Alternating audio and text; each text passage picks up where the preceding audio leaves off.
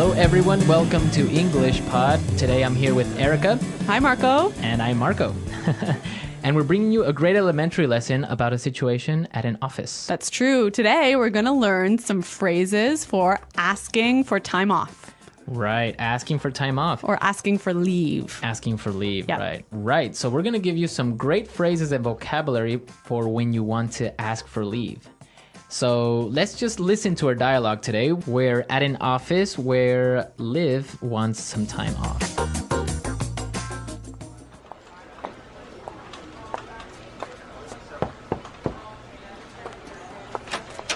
Mr. McKenna, do you have a second? I need to talk to you about something. Sure. Liv, what can I do for you? Well, I was just wondering, you see, I know I've used up all my vacation days this year, but my sister's getting married and the wedding is overseas and, well... You want to take some time off, is that right? Well, sir, I was just hoping I might be able to take some unpaid leave this year. What dates are you planning on taking off? I'll need at least 2 months' notice so that I can plan for your absence. I was thinking of taking off from September 1st until the 30th. Would you be okay with that? Well, I guess so.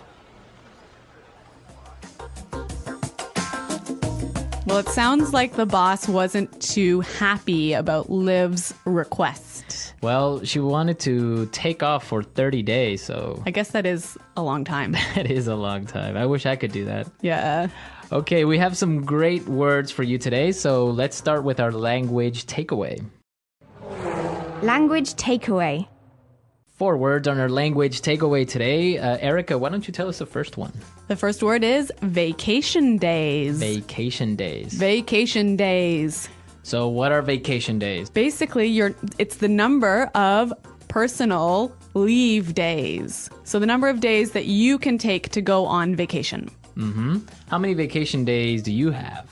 Yeah, I think I have not so many. I only have 10 vacation days. 10 vacation. Well, in some countries, there are 10 vacation days is normal. In other, I guess it's 10, 15, even 20, I've heard. Yeah. Well, vacation days. we can't take too many vacation days or else we won't make any more podcasts. I know. Why don't we look at our second word? Overseas. Overseas. Overseas. When you travel overseas, you travel over the ocean. Over the ocean to another country. Exactly. Okay, overseas. Okay, and our third word for language takeaway, unpaid leave. Unpaid leave. Unpaid leave. So this is time off without pay. Without pay. Simple. Right, unpaid leave. And our last word, notice. Notice. Notice. Notice.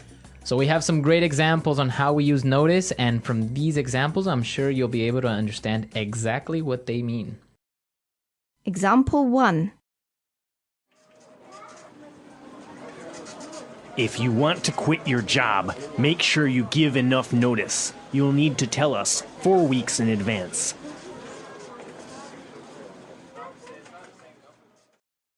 Example 2. You didn't give me enough notice about this project. I didn't have enough time to finish it.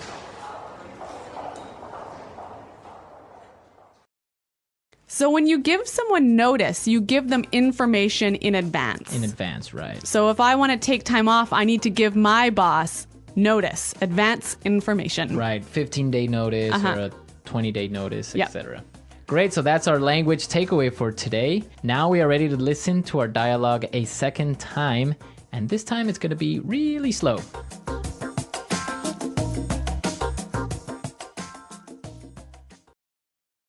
Mr. McKenna, do you have a second? I need to talk to you about something. Sure. Liv, what can I do for you? Well, I was just wondering, you see, I know I've used up all my vacation days this year, but my sister is getting married, and the wedding is overseas, and, well... You want to take some time off, is that right? Well, sir, I was just hoping that I might be able to take some unpaid leave this year. What dates are you planning on taking off? I'll need at least 2 months' notice so that I can plan for your absence. I was thinking of taking off from September 1st until the 30th. Would you be okay with that? I guess so. A lot of non-native English speakers sometimes feel quite nervous about asking their boss for time off, hey? Yeah, I guess it's a kind of a difficult subject. Yeah, but today we're going to teach you some great phrases that you can use next time you need to ask for some time off. Great, so why don't we take a look at putting it together? Putting it together.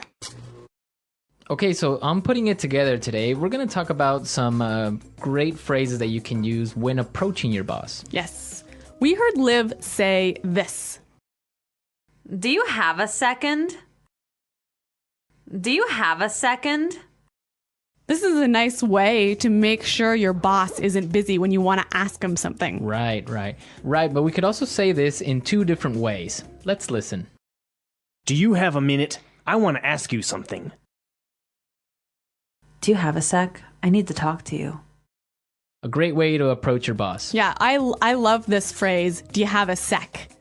Yeah, do you have a sec? It's really natural. Okay, so you've asked your boss for leave and you want to make sure that he agrees with you. Yes, and this is how Liv did it. Would you be okay with that? Would you be okay with that? This is a great pattern, and we've got two other examples of how you can use it. Example 1. Are you all right with that? Example 2. Will you be okay with this? Example 3. I'm fine with that. Okay, great examples, great patterns, really useful language. Yes. Okay, so now let's listen to our dialogue a third time.